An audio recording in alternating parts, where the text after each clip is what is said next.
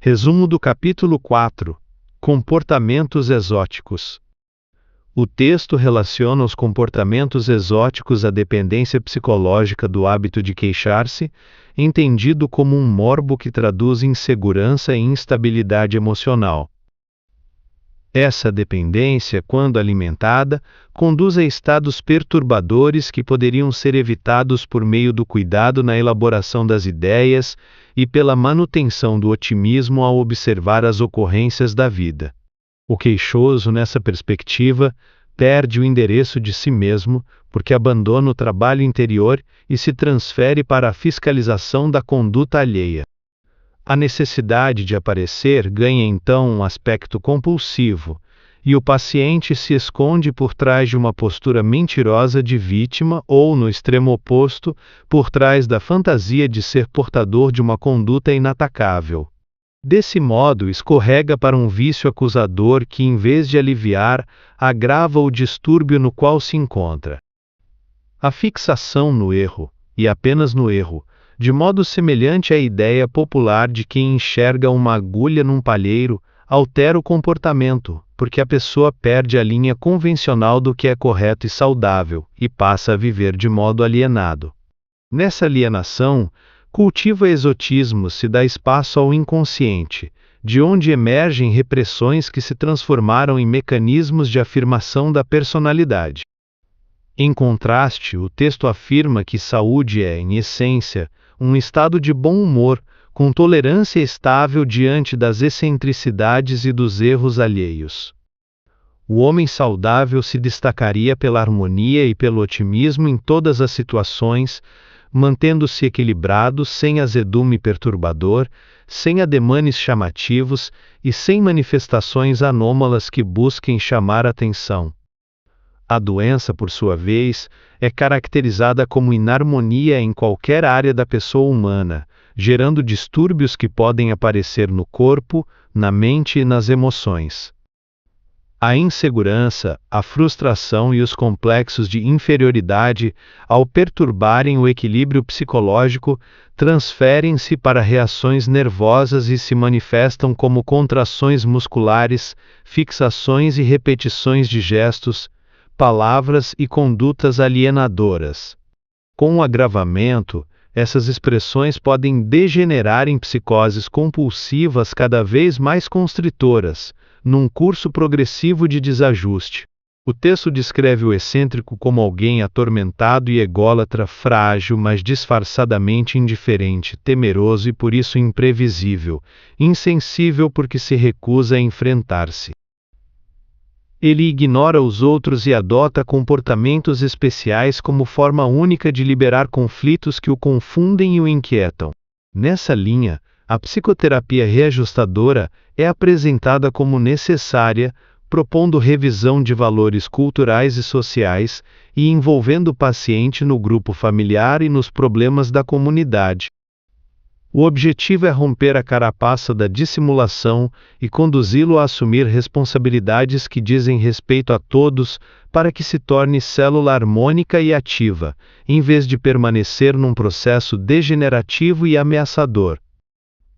O texto acrescenta que, como herdeiro atávico de hábitos pretéritos, ele pode trazer de reencarnações infelizes excentricidades multiformes, que surgem como arquétipos do inconsciente coletivo, embora sejam gerados por ele próprio.